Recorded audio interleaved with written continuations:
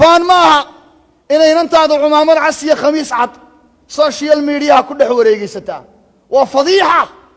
waa akhlaaq xumo halkii u dambaysay waa mas'uuliyad darro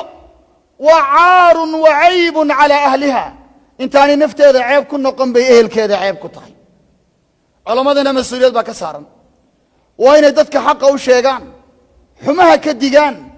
bulshadooda waxa ku dhex faafaya waa inay si dhow iyo si dheer la socdaan waa inay la noolaadaan bulshadooda oo aanay ka noolaan culimadu waaqica ay ku dhex nool yihiin waa inay ogaadaan oo ay la socdaan shareecadana ummaddu markay taraarta ay ku soo dabaalaan maxaa yeelay ilaahay baa ballan ka qaaday culamada la tubayyinunnahu linnaasi walaa taktumuunah dadka xaqa inaa u caddaysaan oo idan ka qarin baa alla yidhi culamada ballan baan kaga qaaday jalla wacala ballankii ilaahay ka soo baxaan culamadu iyo dadka ducaadda dadka khayrka ugu yeedha oo maaha muhiimaddu in waxaan la isku khilaafsanaynba aad waxa weeye wakhtiga aad geliso iyadoo oo akhlaaqdii iyo dadnimadii iyo diyaanadii dadku ay burburayso taa weynad aad iyo aad ay si dhow culamadu ula socdaan waa akhlaaq xun oo inagu soo korodhay waxa wata iclaankan iyo miidiyahan xarkaha goostay waxa wata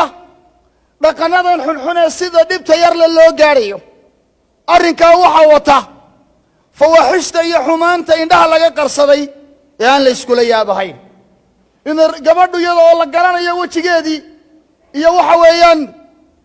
maxaan ku idhahdaa jasadkeediiba caynteedii la garanayo inay public timaado waxa ku kalifay wax kale maaha waa macallinka xun ee guryaha u jooga ama Facebook dheh ama Twitter dheh ama WhatsApp dheh ama waxa doonta ku sheeg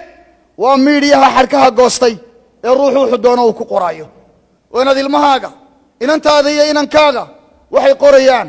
iyo waxay ku qowlayaan iyo waxay qabanayaan inta weerad la socotaa waalidow rag iyo dumar labadaba hooyo iyo aabba labadaba mas'uuliyad baa ka saaran yaa ayuha alladhiina aamanuu quu anfusakum wa ahliikum naara dadkii alla iyo rasuul rumeeyow nafihiina iyo ehelkiina naar ka badbaadiya aquulu maa tasmacuuna wastaghfir magaalada koonaheeda haddaad tagto koonayaasheeda gaar ahaan koonaha koonfureed iyo galbeed oo dhulka doogu ku badan yahay ah ama dhirta cagaarani ku badan tahay way jiraan faamiliyo iyo reere iyo xaasas si wanaagsan u baxa oo ubadkooda soo ciyaarsiiya way jiraan iyagu waxaase ku dhex jira oo badan oo faamiliga iyo usrada iyo qoyska baxaya 100 goor ku labalaamaya hablaha yaryar iyo inamada yaryar isla baxaya ee ina dalxiis iyo markaa soo faakihaysi ama laydhsi laga yaabo waalidkood inuu moodayo inay ku baxeen xumahay samaynayaanna aanad waxa weeye aanad ka sheekayn karin ama aanad malaysan karahayn xukuumaddu way dadaalaysaa khayr badan allaha siiyo gaar ahaan taliyaha booliiska ilaahay waxaan uga baryayaa subxaanahu wa tacaala inuu xaqa waafajiyo kuna garab galo uu dadaalaya jazaahu allahu khayr annana waa ku ammaanina waana ku garab taaganay meelo badan baa booliisku gaaf wareegayaan oo markii hablaha yar inamada yar arkaan kala didinayaan oo qaarkood ay qabqabanayaan laakiin waa arrin xarkaha goosatay oo booliis qura in lagu eego aanay ahayne in shacab iyo dawlad laga wada hawlgalo ay tahay culammadu inay aad uga hawlgalaan